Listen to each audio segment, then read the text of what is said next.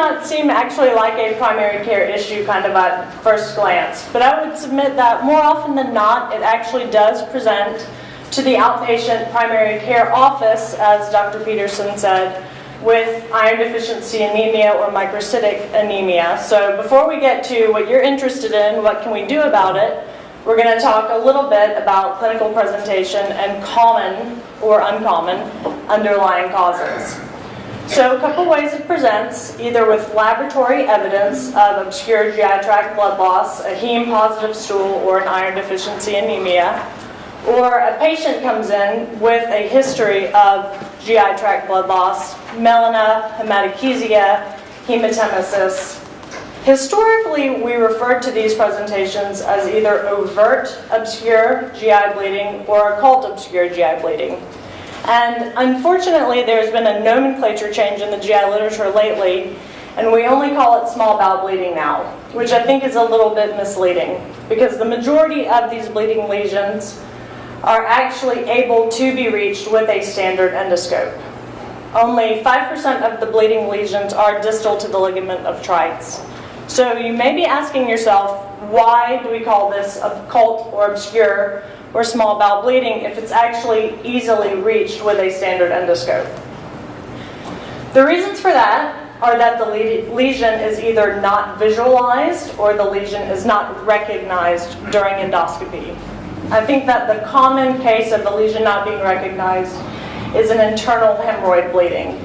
Internal hemorrhoids are essentially normal anal canal anatomy. We see them all the time during endoscopy. We never appreciate them as really significantly being an issue.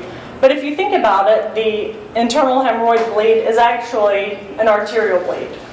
And can a arterial bleed, small arterial bleed, several times a week cause a significant change in the blood count over 2 to 3 months? Of course. More commonly, though, the issue is that the lesion is not visualized. And this is very frustrating for patients. This is very frustrating for clinicians. Angiodysplasias, angioectasias are kind of the more prototypical issue of a lesion not being visualized. These lesions open up, they bleed very rapidly, very quickly, pour a lot of blood out in a short period of time. We see them bleeding on a pill cam, and then we go look with an EGD scope, nothing. So that's very frustrating for patients. Even though we find out what the underlying issue is, more often than not, they go for a second opinion somewhere else. The case starts over again, and primary care physicians are kind of left putting the pieces back together. So these issues can be approached several different ways. It actually does not seem like gender or ethnicity has any relationship to the underlying culprit issue. Actually, an age-related approach is probably the best way to think about this. People under age 40 are more likely to bleed from intestinal neoplasia, which is not malignancy, or inflammatory bowel disease. People over age 40 are more likely to bleed from angiodysplasias, which is the most common cause of obscure GI bleeding in all comers, neoplasia, particularly malignancy, or anti-inflammatory related complications. So I feel like taking a good history is a very good first place to start your approach. And I always start with a history of anti-inflammatory usage. So you say to the patient, do you use anti-inflammatory medicines? Do you use over-the-counter medicines? The patient says no. And then you say, it's a multi-billion-dollar industry, it seems completely unreasonable that nobody in Jacksonville uses anti-inflammatory medicines. So then you have to go through a specific list. Do you use aspirin, Aleve, Motrin, Mobic, ibuprofen, goodies, BC powder? Oh yeah, several times a day I take Aleve. I was using ibuprofen, but they told me to stop using it because I have kidney disease, so now I use Aleve. Well, I think maybe we found the issue for your underlying small intestinal bleeding. So as I said, angioectasia is the most common cause of small bowel bleeding in all comers. Also very frequently called telangiectasias and angiodysplasia, also frequently called AVMs. Just for kind of a point of order, AVMs are congenital in nature, whereas angioectasia is acquired. Most common cause of iron deficiency anemia, as well as fecal occult blood test positive.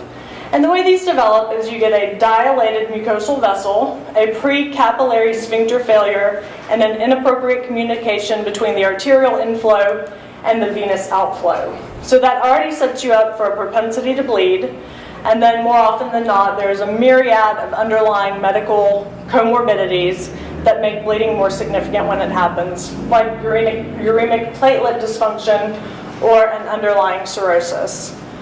Also, higher incidence and association with coronary artery disease and peripheral vascular disease as well. So that actually brings up one specific case of aortic stenosis called Hyde Syndrome, which results in an acquired von Willebrand factor deficiency. So everybody remembers von Willebrand factor, large endothelial-produced glycoprotein responsible for platelet aggregation and to maintain hemostasis. This large glycoprotein actually gets chopped up across the stenotic aortic valve, which results in an acquired von Willebrand factor deficiency. And then when these angioectasias open up and bleed, it takes a much longer time for them to stop bleeding. So the treatment of this specific angioectasia bleeding is aortic valve replacement. Otherwise, generally speaking, we treat these in the endo lab with some form of cautery or coagulation. I prefer to use argon plasma coagulation. It is immediately gratifying, and you can see in the picture it looks a little bit like Jedi lightning. For patients who do not immediately respond to GI tract or to endo lab therapies, longer acting options can be given considering Octreotide, which is a splanchnic vasoconstrictor, or thalidomide, which is an anti-angiogenic. Hereditary hemorrhagic telangiectasias, also known as Osler-Weber-Rendeau syndrome, very board testable because we know essentially everything related to this underlying condition, including the underlying autosomally dominant, genetically inherited pattern.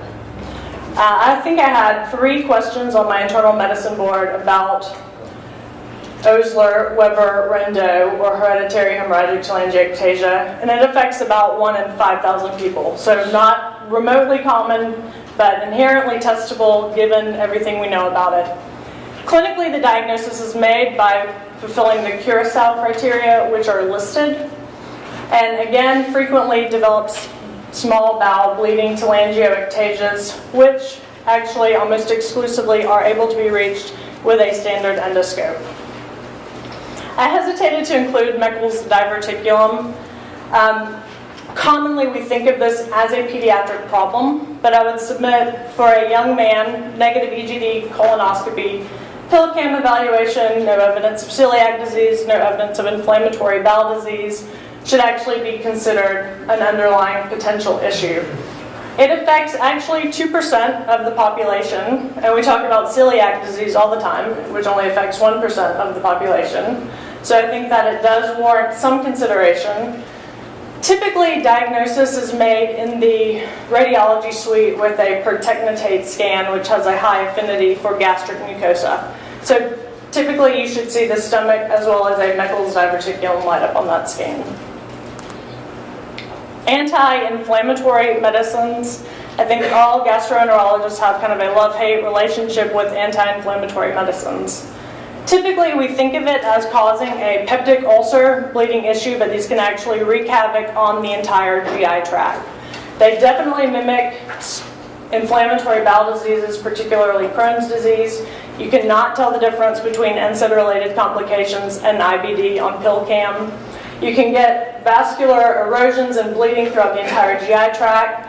You can also get antral remodeling or mucosal remodeling. You see a false lumen in the upper left-hand picture, as well as stenosis and webbing secondary to anti-inflammatory medication use. Probably the more common cause of mucosal changes that we find on pill cams. Gastric antral vascular ectasia, also frequently called watermelon stomach, is marked by these large ectatic sacculated mucosal vessels. These erode and bleed very commonly, particularly in people who have underlying medical conditions such as cirrhosis or systemic sclerosis. These again are easily treated in the GI tract with in the GI lab with some form of cautery or argon plasma coagulation. Small intestinal neoplasia, surprisingly, more common cause of iron deficiency anemia in people under age 40. I would submit anytime you see an endoscopy report of an EGD that says an adenoma was found in the small bowel, that actually should be followed by colonoscopy evaluation. Otherwise, commonly associated with hemorrhagic changes throughout the small bowel, particularly a Putz-Jaeger syndrome or an underlying polyposis syndrome. Moving on, diagnostic studies have really come a long way in the past 15 years. And now we also have a lot more to offer from the GI lab from a diagnostic and therapeutic standpoint. Barium small bowel follow-through used to basically be what we were limited to for a small bowel evaluation. And this is only included for historical purposes. It is actually not recommended that barium small bowel follow-through be obtained any longer. It has been replaced by CT enterography or CT enteroclysis, which gives us a much better mucosal as well as intramural evaluation.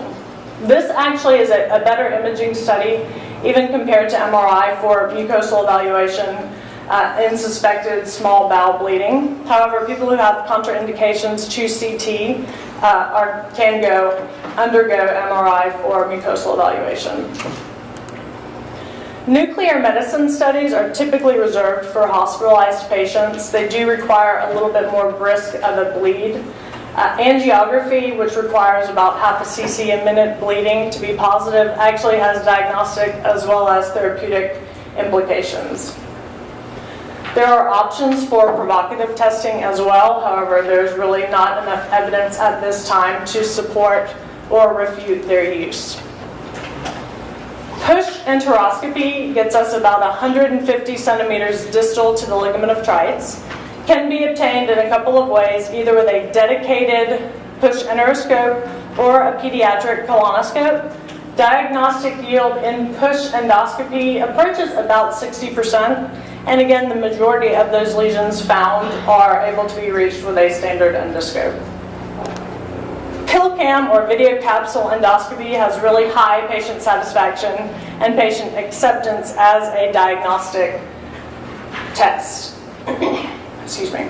It is reasonably non-invasive. It actually is very safe. There's about a 1.5% chance risk of capsule retention, which up front maybe seems like a negative, but more often than not, actually retained capsules sticks in the culprit lesion. So it is, again, diagnostic and often therapeutic from that standpoint.